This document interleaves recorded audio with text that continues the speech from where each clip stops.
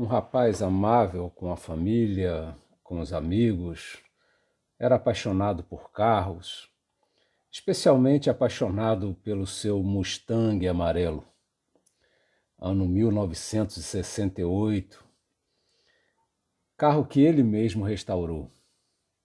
Ele era muito habilidoso na mecânica, mas um dia, para espanto de todos que o conheciam, ou melhor, de todos que pensavam que o conheciam, aquele jovem de 17 anos, cujo nome era Mike M., no dia 10 de setembro de 1994, cometeu o suicídio.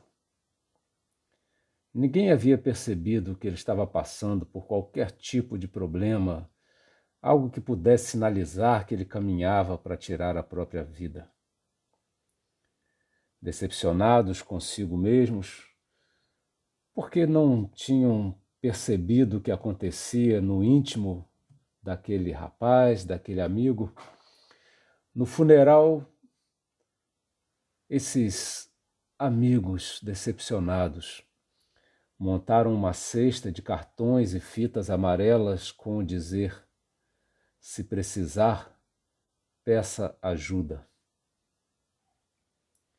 Este foi o início do movimento que levou, em 2003, a Organização Mundial de Saúde a instituir o Setembro Amarelo como um período especial de atenção à saúde mental e prevenção ao suicídio. O amarelo vem do Mustang de Mike, o amarelo com o qual ele pintou, o amarelo do sol, o amarelo da luz, conforme representada nas pinturas mais naturais e infantis. O Mustang de Mike era como a música de Mozart, escondia as trevas que habitavam sua vida. Uma expressão aristotélica me vem à mente agora. Ela diz assim: o ser se diz de muitas maneiras. Sim, o ser da dor, da angústia, do desespero, do desânimo, da carência, do desamparo, da desesperança, se diz de muitas maneiras. Inclusive, se diz muitas vezes da mesma maneira que a felicidade se diz. O sorriso, a festa, a criatividade artística, o trabalho, o abraço, as viagens, tudo isso pode dizer a felicidade ou a sua falta. Não sabemos, exceto em nós, e às vezes nem mesmo em nós. Diante de uma realidade tão preocupante, uma vez que o homem pode se disfarçar para si mesmo e muito mais para os outros, as vozes se confundem e nos confundem. Não é por acaso que a filosofia se debruça sobre o mistério que é o indivíduo, aquele que não pode dividir com o outro o que só ele é, o que só ele passa, o que só ele sente. Há um como individualizado que só pertence àquele alguém e por isso o outro não é capaz de entender. Embora Agostinho seja considerado o filósofo que inaugura a percepção individual na filosofia, isso ele o faz na obra Confissões, é o existencialismo a partir de Kierkegaard que coloca o foco filosófico neste ser isolado, impenetrável, incompreensível que é o indivíduo. Talvez você já tenha reclamado que ninguém te compreende. Sim, é verdade, nem irá te compreender.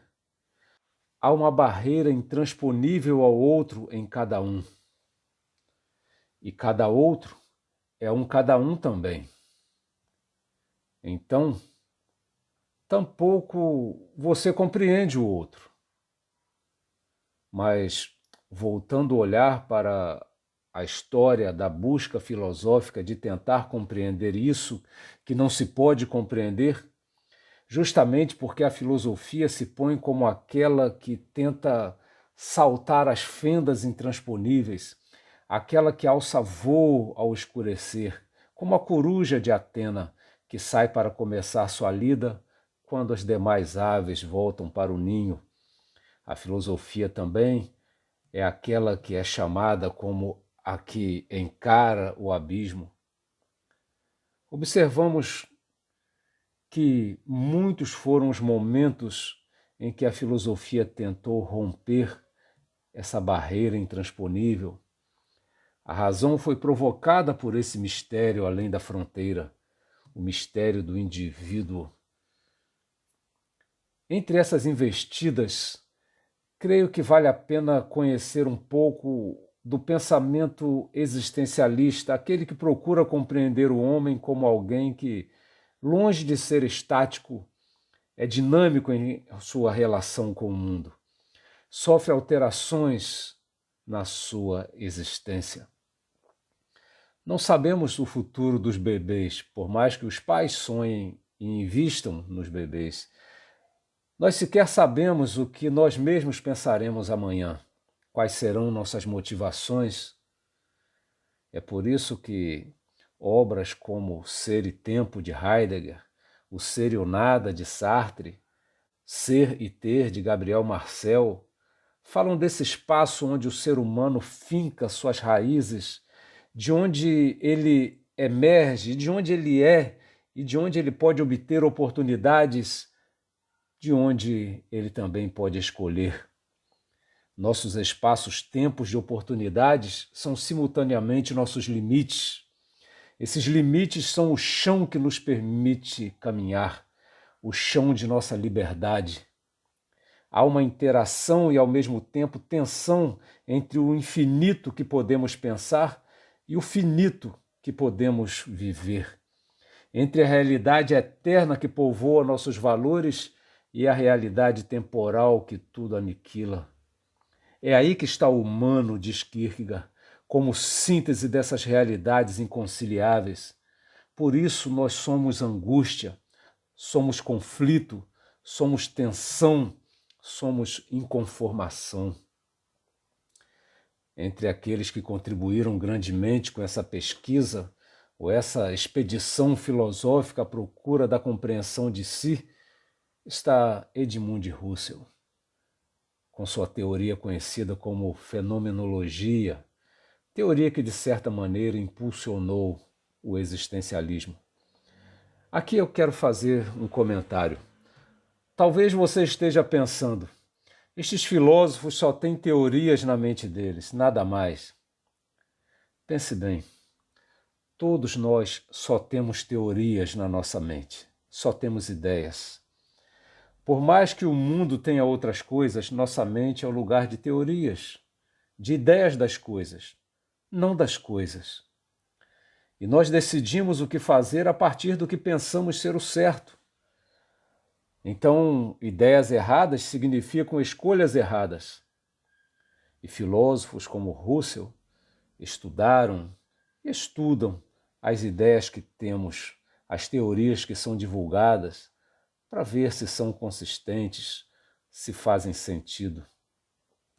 É por isso que ele propõe que façamos o que ele chama de epoqué.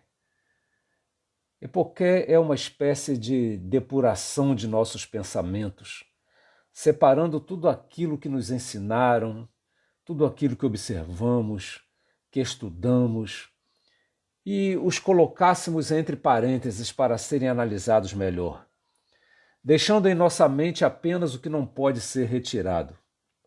O objetivo é fazer um tipo de faxina, como quando se esvazia os armários para depois colocar apenas o que deve ficar. Às vezes até o armário é retirado do lugar, e algumas vezes até jogado fora. A ideia é que se permaneça apenas com o que não pode sair mesmo. Nessa faxina mental, Husserl percebe que a única coisa que não podemos retirar é a própria consciência. Se tudo que pode sair não era algo de mim mesmo, dele então posso duvidar? Posso perguntar como foi parar em minha mente. Por que comprei essa ideia? Por que acatei esse conselho? Por que guardei essa lembrança? Essas coisas interferem em nossa vida, em nossa relação com o mundo, em nossa relação conosco mesmos. É aí quando percebemos que só a consciência não pode ser posta entre parênteses, porque ela é a que está fazendo esta faxina, esta reorganização. A consciência é a dona da casa que adquiriu tudo aquilo que pode decidir sobre o que fazer a respeito. Embora ela tenha relação com as coisas, ela não é as coisas. Ela é de outra natureza, mas ao mesmo tempo ela se conhece na relação com o que entra nela, a relação com as coisas. É nessa relação que a consciência se percebe, porque ela é sempre consciência de algo, sempre consciência de, diz Russell. Ela é sempre em relação a. Nunca se é consciência do inexistente. E se nada mais houvesse, a consciência seria de si. Em si mesma, a consciência não é nada. Retirando suas vivências, não há o que possa ser dito sobre ela. Mas muitas vezes ela se perde nas coisas e, não retornando a si mesma, esquece que é mais que coisas, mais mesmo que as ideias que possui. A consciência é a possibilidade das ideias.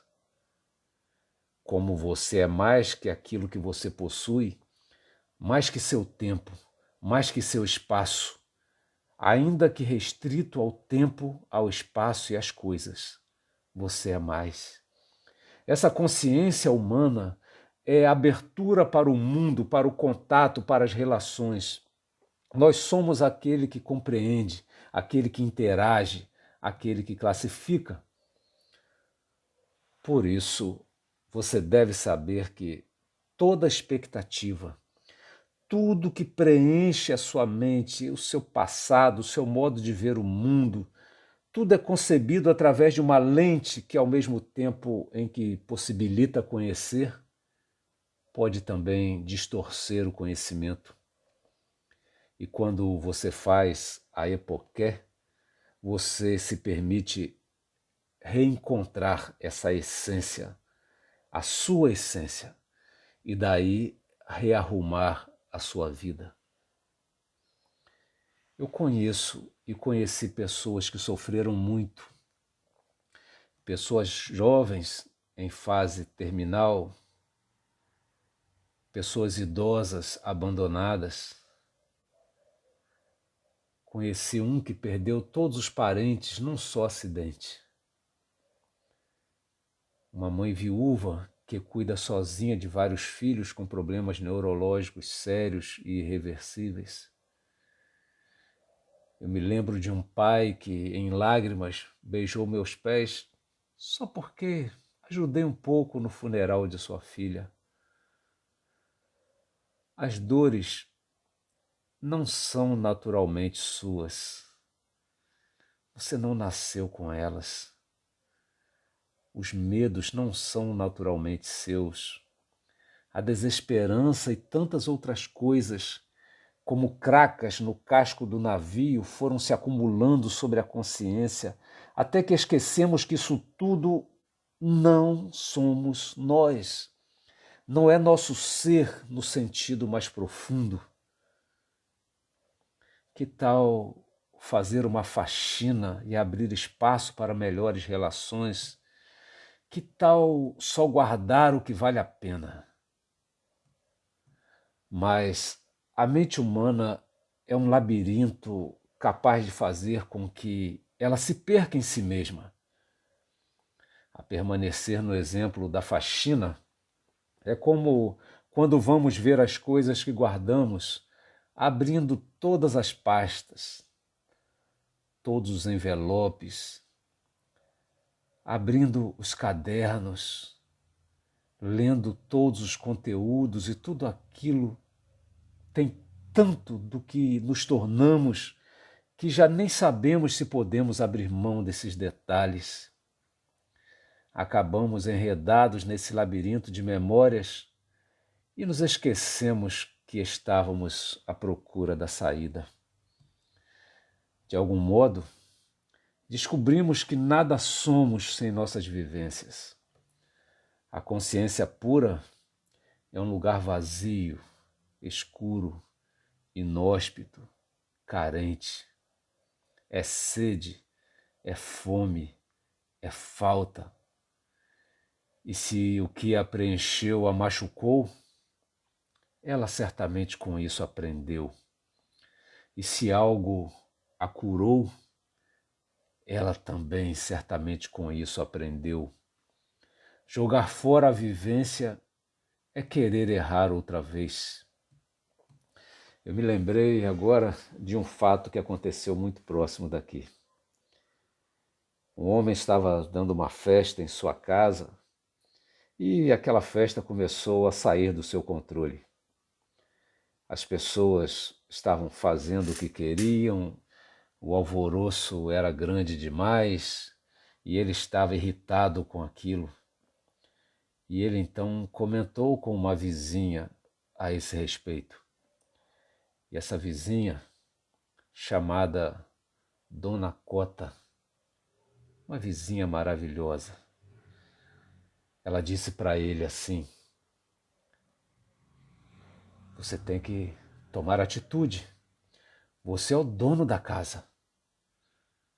E ele então se levantou, deu um grito, dizendo assim: Dona Cota disse que eu sou o dono da casa.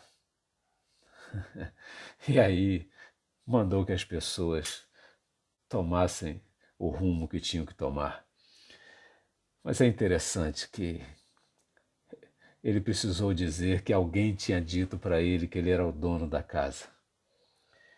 Olha, colocar a vivência entre parênteses é retomar o controle.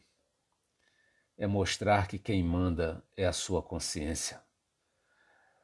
Não deixe que quer que seja domine sobre você ou tire seu ânimo de viver. Você é o dono da casa. Você é maior que todas estas coisas.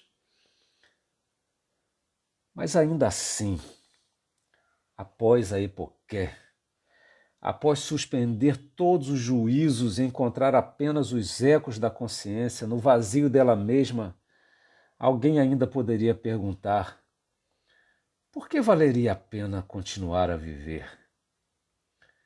Mesmo sabendo que pode pensar diferente, que as interpretações de mundo que anteriormente foram dadas podem ser revistas, ainda assim o sabor pode não ter voltado, a vida ainda pode parecer insípida, sem graça ou mesmo desgraça. Como aquele que tenta escapar de um incêndio pela porta, mas ao tocar a maçaneta sente que do outro lado o calor é ainda mais intenso.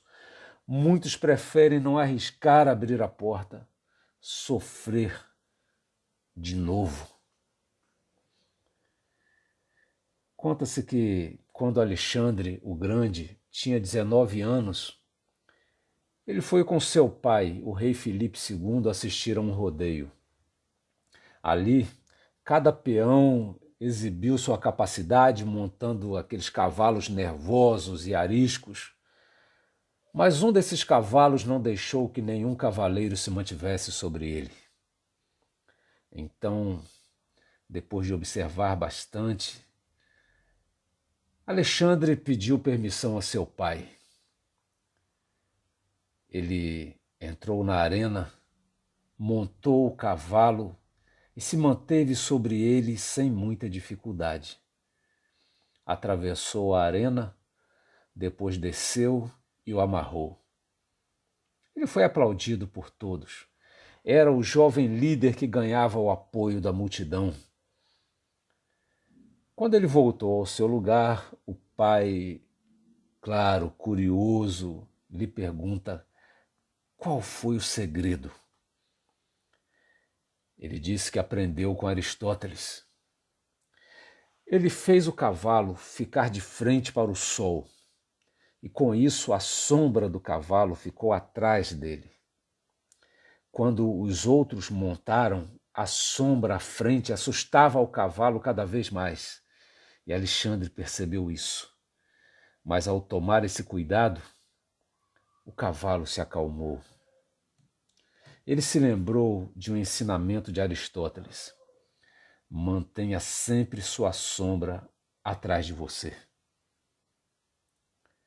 Nietzsche disse: quando se olha muito para o abismo olha para você.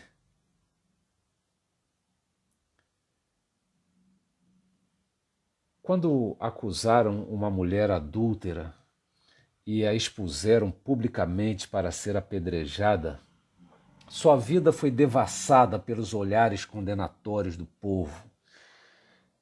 Ela perdeu toda a boa reputação que algum dia, por acaso, ela já tivera. Ela morreria de modo extremamente doloroso em todos os aspectos. Deixava ali um legado vergonhoso como história. E se pudesse, certamente, ela preferia sumir da existência antes que passasse por tudo aquilo. A história conta que Jesus enfrentou a multidão sedenta por difamar e destruir aquela pobre mulher e a libertou da condenação.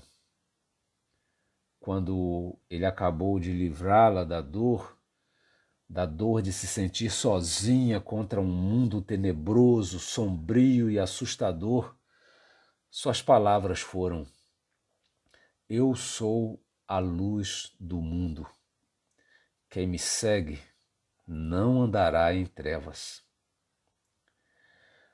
Talvez você tenha fugido das sombras ameaçadoras, das trevas temíveis que envolvem tantos.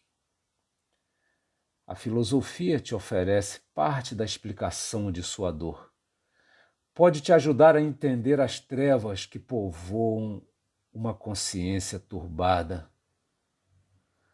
Mas Cristo promete luz que inunda a consciência, que revigora a alma e faz valer a pena viver. Deixe esse sol amarelo entrar em sua vida. Por que não experimentar?